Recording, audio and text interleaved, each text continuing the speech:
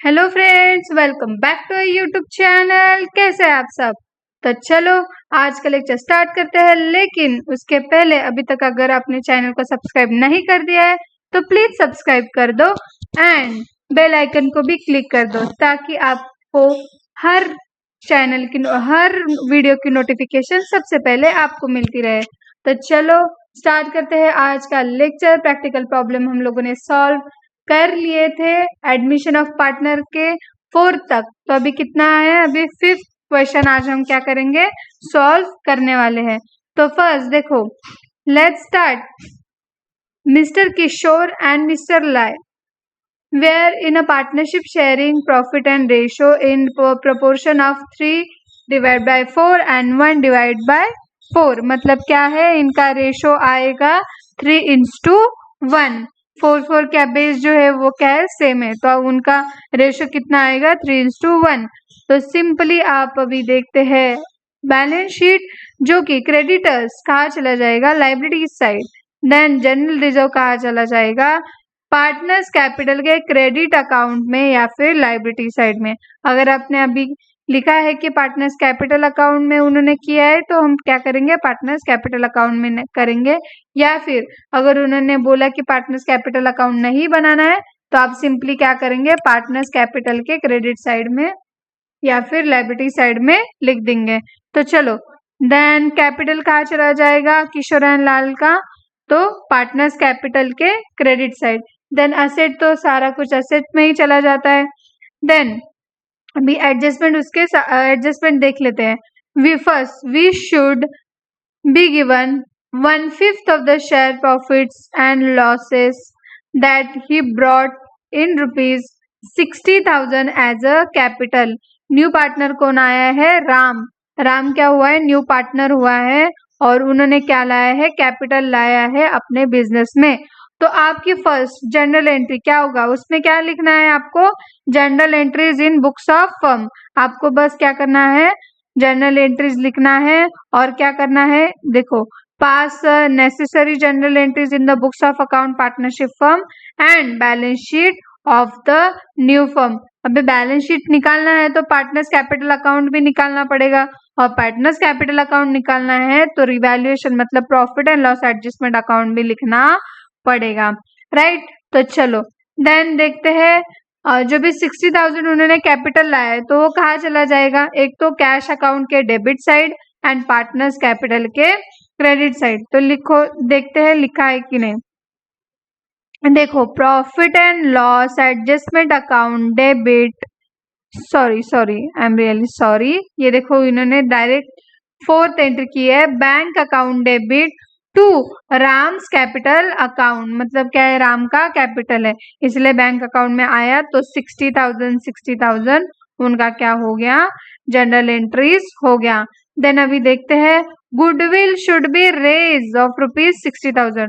Goodwill क्या किया है? रेज किया है, तो क्या होगा? Simply goodwill account debit to partners में क्या होगा? Divide old profit sharing ratio. Old profit sharing ratio कितना है?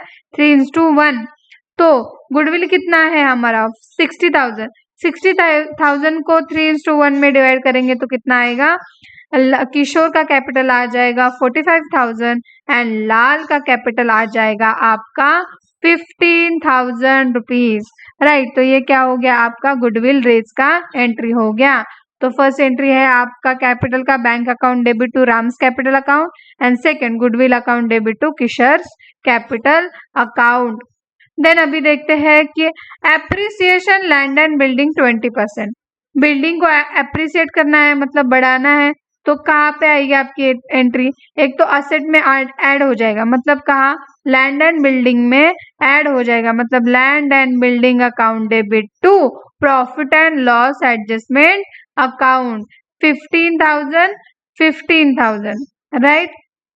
अभी देखते हैं next, furniture and stock are the depreciation by 10%। Depreciate करना है मतलब क्या हुआ है?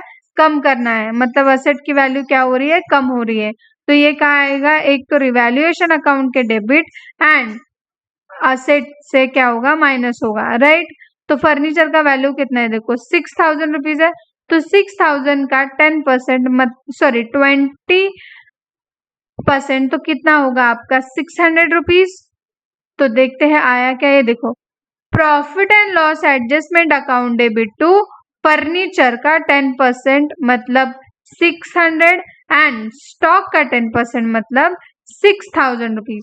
तो आपका total profit and loss adjustment account में आ जाएगा 6600। तो ये हो गई आपकी जनरल एंट्री। देन अगर आप बैलेंस शीट में देखेंगे तो जनरल रिजर्व का भी आपकी एंट्री होगी डायरेक्ट, राइट, क्योंकि वो पार्टनर्स कैपिटल में ऐड हो जाएगी। तो देखो general reserve account debit to mister Kishore account capital to mister Lal capital.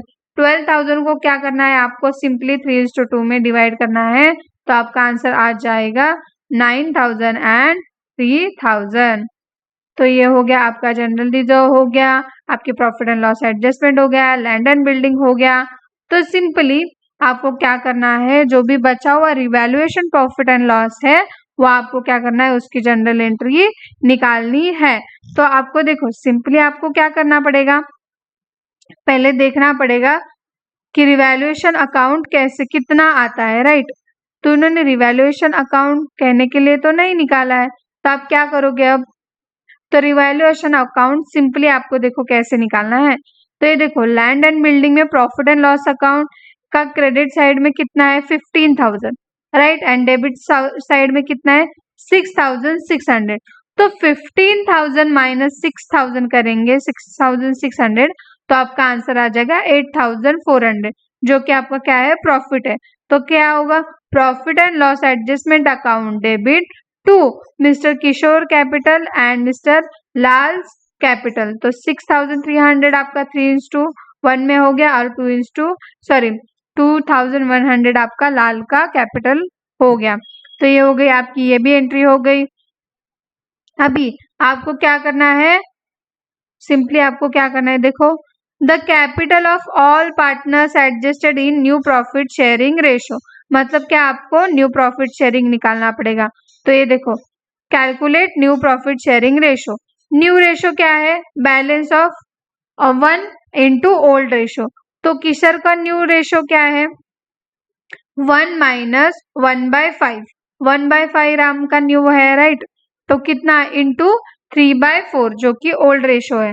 तो आपका आंसर कितना आ जाएगा 3/5। वैसे लाल का न्यू रेशो क्या है आपका 1 माइनस 1/5 इंटू 1/4। तो आपका आंसर कितना आएगा 1/5, राइट। देन राम का रेशो ऑलरेडी 1/5 है, तो आपका सिंपली न्यू रेशो कितना आ जाएगा आपका 3:1:1, राइट। ये आपका क्या हो गया न्यू रेशो हो गया। क्या हो गया आपका न्यू रेशो हो गया, कितना हो गया आपका 3:1:1, राइट। ये आपका क्या हो गया न्यू प्रॉफिट शेयरिंग रेशो हो गया। तो चलो आगे बढ़ते हैं। Then total capital from reciprocal, आपको क्या निकालना है, टोटल कैपिटल निकालना है, राइट। तो टोटल कैपिटल आप कैसे निकालोगे, 60,000 उन्होंने कैपिटल लाया है, वो कितना है 1/5 है। तो आप अगर 5 से अगर इंटू करेंगे उनको तो आपका आंसर आ जाएगा 3 लाख। ये क्या हो गया आपका टोटल कैपिटल हो गया 3 लाख रुपीज, राइट। देन आपको क्या करना है 3 लाख इंटू उनका जो न्यू प्रॉफिट शेयरिंग रेशो है 3/5, तो आपका आंसर आ गया 1,80,000 किशोर का। लाल का न्यू क्लोजिंग बैलेंस देखो 3 लाख इंटू 1/4 मतलब आंसर आ गया 60,000। एंड राम का न्यू प्रॉफिट शेयरिंग रेशो तो ऑलरेडी 60,000 है। तो आपका कितना कैपिटल आएगा न्यू क्लोजिंग 1,80,000, 60,000 एंड 60,000, जो कि आपका पार्टनर्स कैपिटल के क्रेडिट साइड में लिख दिया जाएगा। ये देखो आ गया। और अभी अगर आप बैलेंस देखेंगे पार्टनर्स कैपिटल के तो बैलेंस शीट में है 90,000 एंड 46,000। देन राम ने न्यू कैपिटल लाया है तो क्या आएगा, एक तो bank account debit to partners capital के क्रेडिट साइड में, तो आ गया। गुडविल भी रेज हुआ है तो क्या है, एक तो goodwill account debit to partners capital account, जो कि देखो पार्टनर्स कैपिटल अकाउंट के क्रेडिट साइड में आ गया है।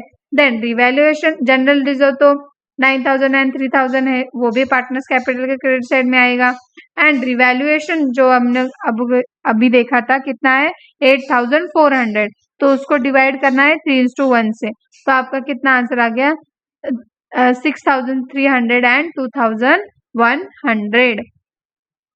तो आपको क्या करना है सिंपली, और एक और रह गया 8 जो भी बैंक है 29,700 क्या हुआ है हमारा गुडविल रेज हुआ है, राइट।